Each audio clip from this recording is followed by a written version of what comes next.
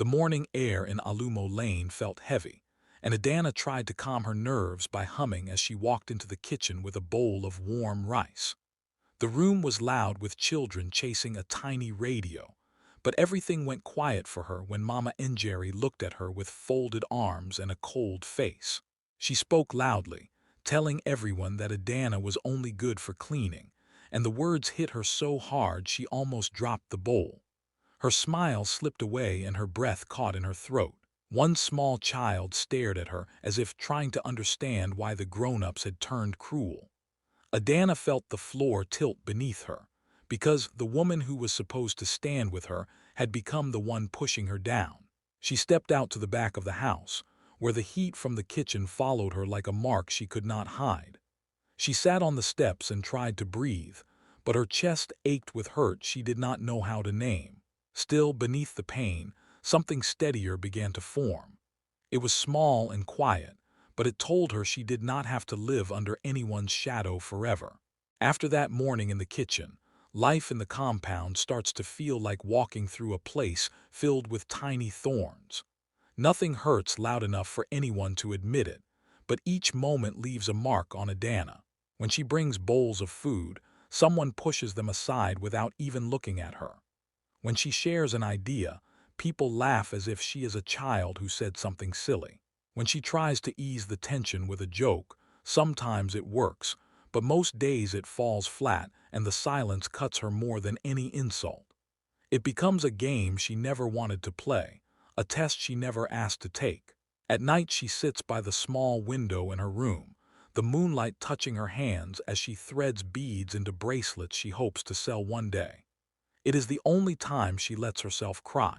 The tears come slowly, steady and gentle, the kind that don't make noise but still wash away the weight she carried all day. She wipes them with her sleeve, tells herself she will try again tomorrow, and tries to believe it. Sanal notices but doesn't know what to do with the pain he sees. He gives her a quick pat on the shoulder, the kind you give when you hope it helps but know it probably won't. His half-smile feels tired, unsure, embarrassed even. He isn't cruel. He just doesn't know how to stand between her and the people who raised him. And that makes the hurt sharper because love should come with protection, but hers comes with excuses. Outside, neighbors whisper about her. Some give her a soft awe when they see her pass by, but even that sound has two sides. One part is pity, the other is gossip waiting to grow. She hears the mix in their voices and walks faster, pretending she doesn't. She learns to keep her eyes low so people don't see the storm behind them. Still, with every small wound, something inside her shifts. She doesn't break. Instead, she bends just enough to survive the day, like a branch holding on through strong wind. She learns when to speak and when silence is safer. She learns how to smile without letting anyone see the hurt under it. And deep inside her chest, something warm begins to grow. It is small at first, just a spark, but it stays. It tells her she is more than the names they throw at her. It tells her she is not meant to stay in this place forever. Night after night, as she threads beads with shaking hands, that spark grows. She feels it each time she wipes her tears, each time she wakes up and decides to keep going. It becomes her quiet strength, her hidden fire, her reminder that she can bend for now, but she will not bend forever. The moment that changes everything comes when no one expects it. At a cousin's wedding, the music is loud and the air smells of perfume and roasted meat.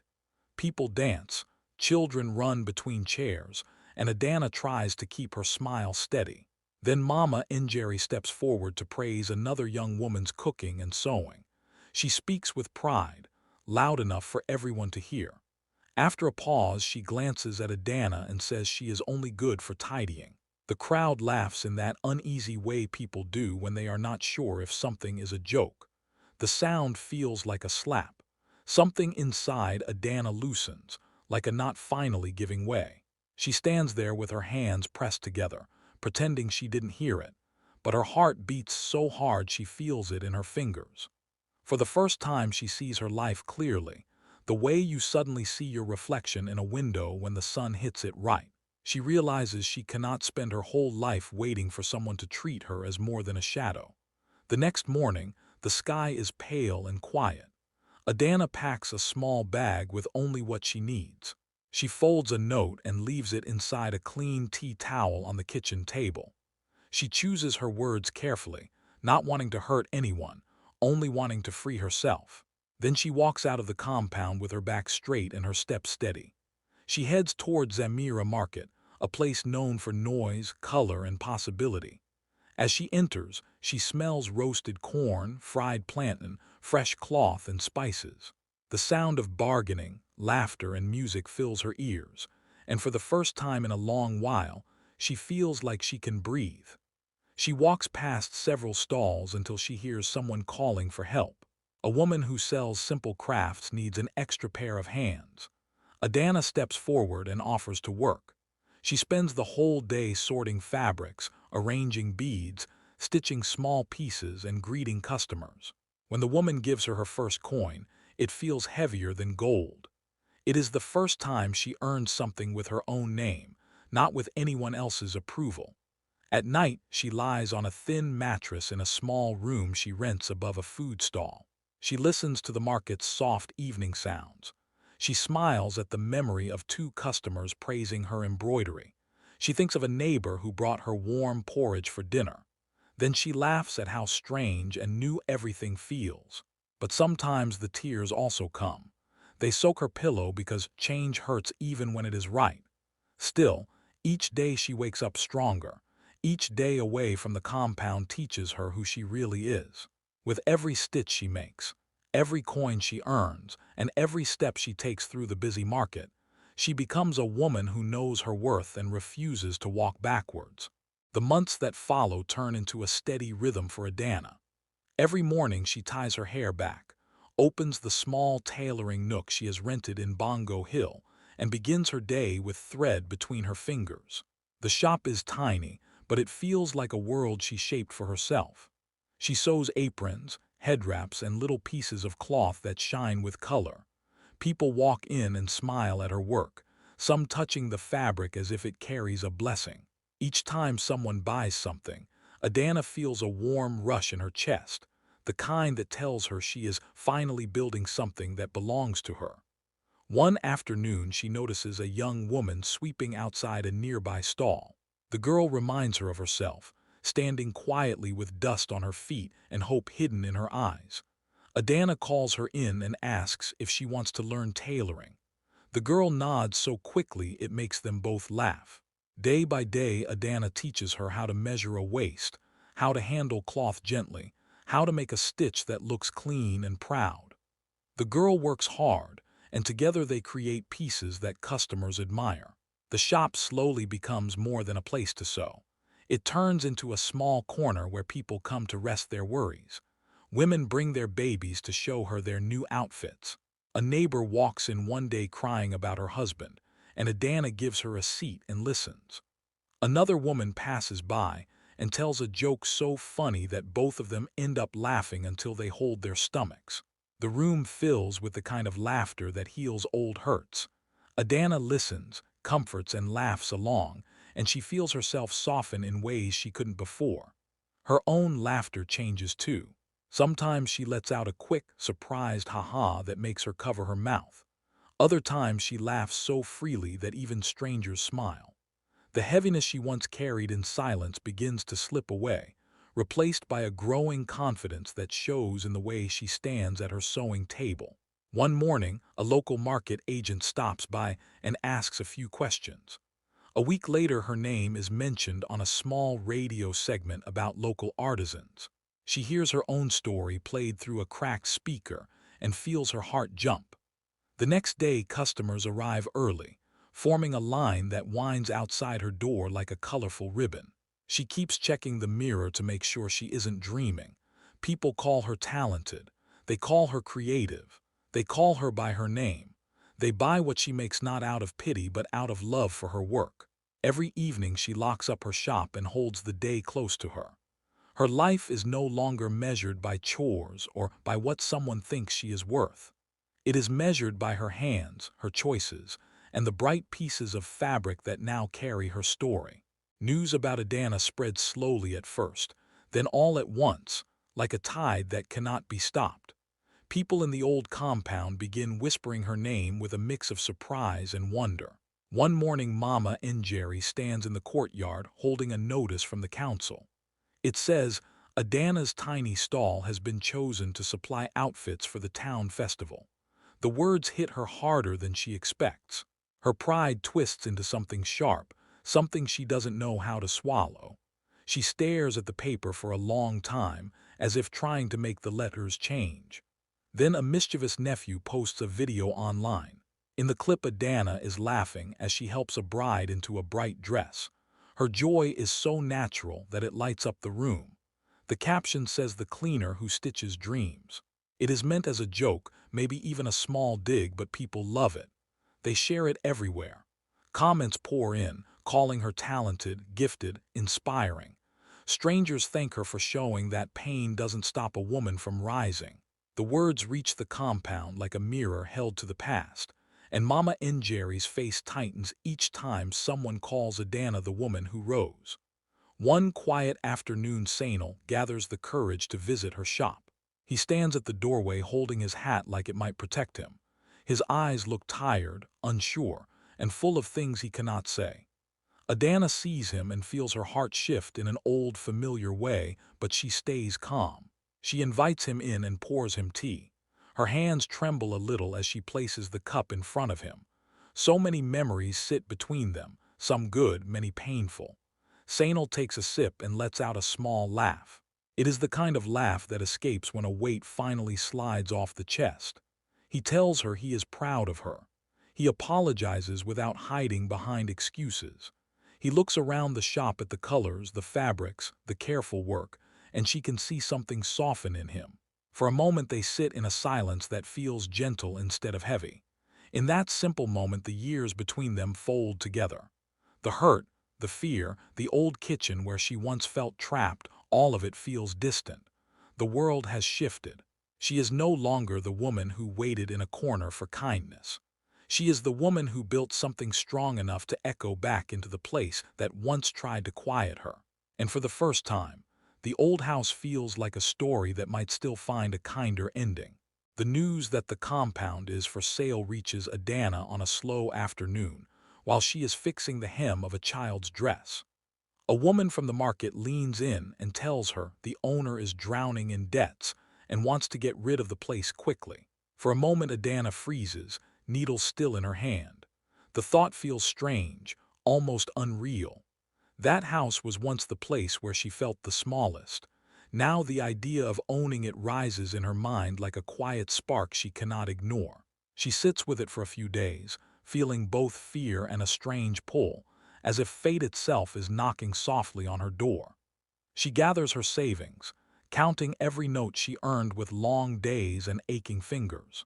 Then she visits the women who have shared their troubles and laughter with her over the months. These are women she has comforted, advised, hugged, and supported. When she tells them she wants to buy the compound, they look at her with pride. They lend her money with warm hands and open hearts, promising her she will pay them back whenever she can. No pressure, no shame, only trust. Adanna accepts their help with gratitude and dignity. When the day comes to sign the papers, she walks into the municipal office with her head high. The clerk pushes the documents toward her and she reads each line carefully. Her hands do not shake. She feels steady, calm, and sure of herself in a way she could never have imagined years ago. When the final signature is done, the clerk places a set of keys in her palm. The metal is cool and heavy. It feels almost like holding a past she has finally claimed. On her walk back to the compound, her steps slow as she reaches the gate she once swept clean. The family stands scattered in the yard, staring at her as if the world has flipped upside down. Conversations stop mid-sentence. Even the children grow quiet. It is as if a play has paused and everyone is waiting for the next line.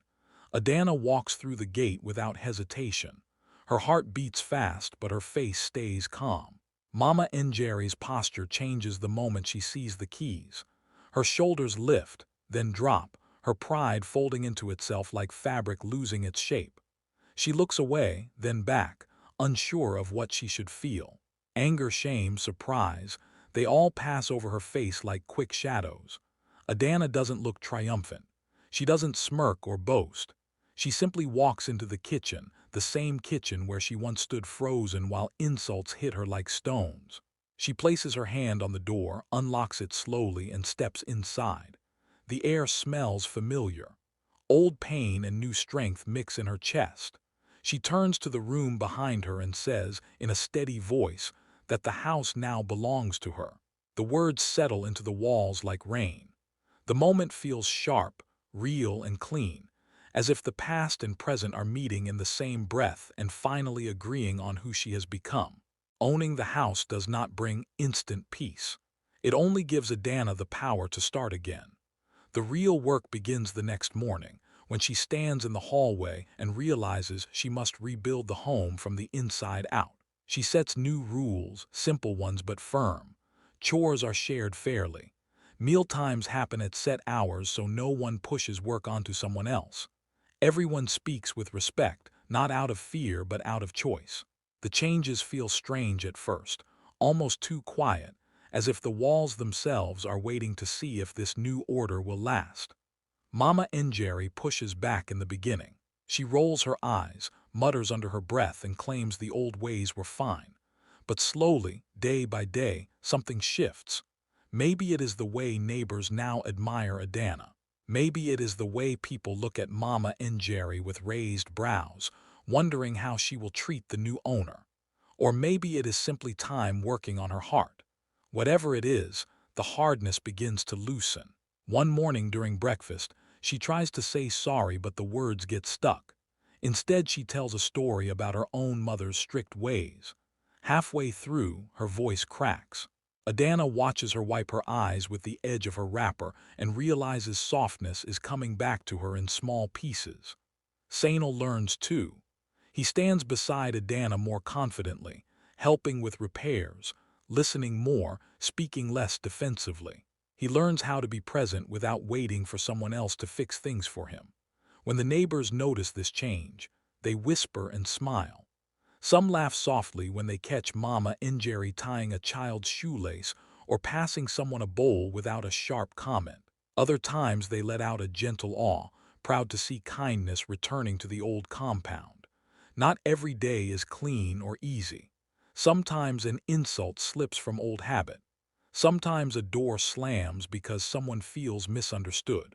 Sometimes Adanna cries at night, overwhelmed by the weight of carrying a house full of old wounds. But with each sunrise, things settle again. There is new laughter in the rooms, lighter than before. Tears are shared honestly and wiped with warm hands, not hidden behind closed doors.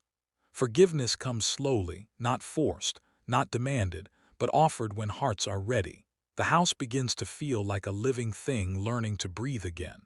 It hums with new rhythms, gentle and steady. And for the first time, everyone inside it moves with a little more care, as if they finally understand that a home is built not with walls but with the way people treat each other. Years pass and life in Mwiba court settles into a calm rhythm. One quiet afternoon, Adanna walks past the kitchen and hears a soft sound. It is Mama Njeri practicing her words under her breath before greeting a visitor. She pauses between sentences, choosing them carefully, as if wiping each one clean so it will land gently. She stands at the sink more often now, washing dishes with slow, steady movements. When someone mentions Adanna, she tries to praise her but sometimes slips into old habits. She catches herself in the middle of a sharp word, shakes her head, and lets out a small laugh that holds both regret and relief. It is the kind of laugh that admits she has changed and is still changing. Neighbors notice too. They whisper about how different she seems. They smile when she offers Adanna a cup of tea without any hint of superiority. Even the children, who once copied the way she spoke, now learn a softer tone. They watch the two women and see something healing growing between them. They hear kindness where there used to be tension. Adanna often stands in the doorway, watching quietly. Time has drawn lines on her face, lines shaped by both struggle and joy. She sees Mama Njeri setting the table with careful hands, placing plates in a way that carries a new kind of respect. The moment feels tender, almost fragile, like something precious rebuilt piece by piece. A child runs past, shouting a silly joke that fills the room with laughter. The sound rises warm and full, bouncing off the walls that once held only silence and hurt. Adanna's eyes shine as she remembers the girl she once was and the woman she became. The picture that remains is simple. One woman who was told she was only good for cleaning, another who now pauses to clean her words before speaking, both standing in the same house, shaping it into a place where dignity is protected like a fresh table waiting for new stories.